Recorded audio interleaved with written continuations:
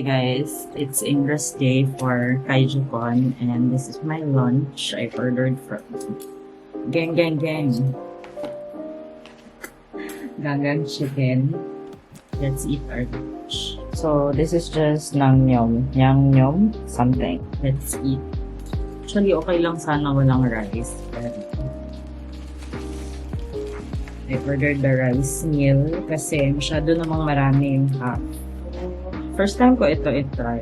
Usually, we order the sisig and I already tried yung miso butter.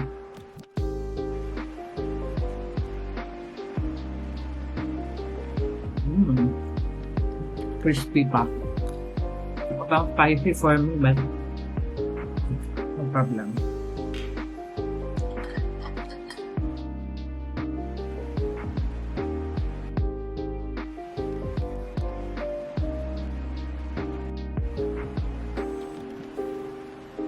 Spicier than the usual Naengmyeon na order ko from another chicken restaurant.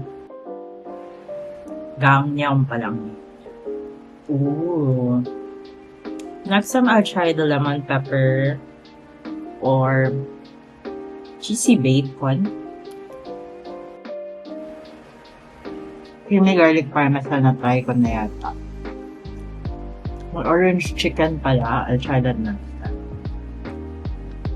Meron din original chicken and then they have a variety of dipping sauces also. So far, ang favorite ko talaga sa kanila is sisig. Kasi lasang sisig talaga siya. Like, if you're craving for sisig but you wanted chicken, like, sisig flavor talaga siya. And then, the miso butter is also good, pero like, I can only eat 1 to 2 pieces. Hindi pa din marami kasi nakakasawa. Try natin lahat ng flavors. Charot.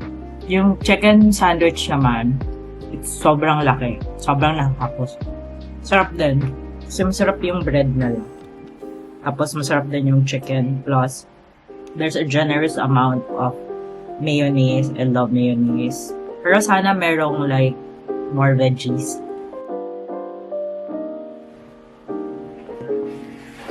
Naubos ko guys. Ang verdict ko ay it's too spicy for me. Inubos ko pa rin kasi gutom ako. Masarap talaga yung breading nila. I don't know what's with the breading. The sauce, okay lang. The breading is super crisp pa rin siya kahit na drenched in sauce. I love it so much. Oh my gosh, ang ganda ng stickers. These are for prizes, hindi siya pang benta. Hi guys, so these are our prizes for the stamp rally.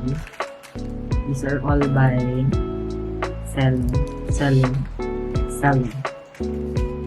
Hanggang ngayon, hindi ko alam paano yung pronounce ang name. Yan.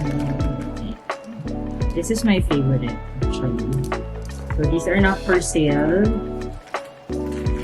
Prizes lang siya. And then, the task is ito, i-attach natin itong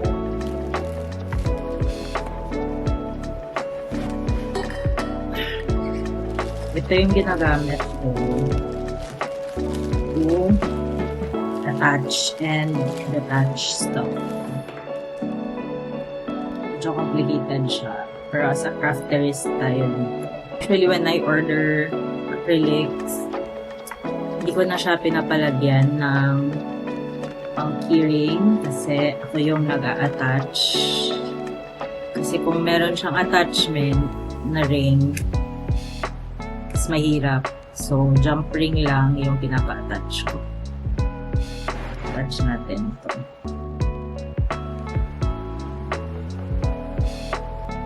Let's lock it. Wala akong lakas ngayon. Wala akong lakas. Tapos medyo blurred yung paningin ko. Ayan. I don't even know if that's the right procedure, but that's the way I do it. Super cute. Di ako mahilig sa pusa, pero super cute nitong illustration na to ni Kitty, si Amigurumi Meow, moth cha, moth na matcha. O, diba? Ang witty. Ang witty ni Cello. Obviously, hindi ako ang nag-isip nun kasi hindi ako ganyan ka-witty as a person. Ramdam niyo ba yung stress ko? Kasi ako ramdam ko yung stress ko. I think there's a better way, easier way to do this, pero may kailangan kang bilhin na parang special pliers or special tool. Yan. Yung accessories ko today are from Wednesdays and Handicrafts.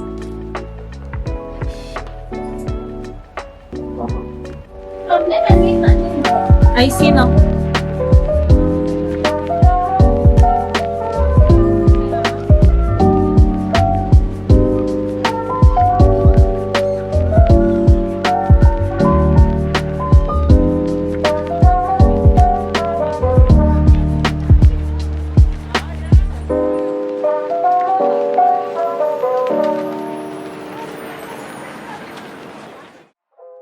We're big fans of Dulce Desserts, so when they reopened with their savory dishes, we had to try it. And we're so happy we did because I've been craving for fish and chips. I ordered their fish and chips. I'm super happy with this. It looks so simple, but the fish was fried perfectly with a good batter that's not too thick. Fries were crisp and tasty, and the dip was superb. The dip is the star of this dish. Kuya Andrew ordered their Korean short ribs. If I'm not mistaken, that's what it's called. It's served with kimchi fried rice. Fantastic. And we ended our meal with one of their new pastry dishes. This is their version of tiramisu. It's called tiramisu. It has tiramisu flavors, but the pastry is choux pastry or choux pastry. I forget how it's pronounced correctly. This was a good end to a very long day. It was a very tiring day, but also very exciting because it's finally KaijuCon weekend.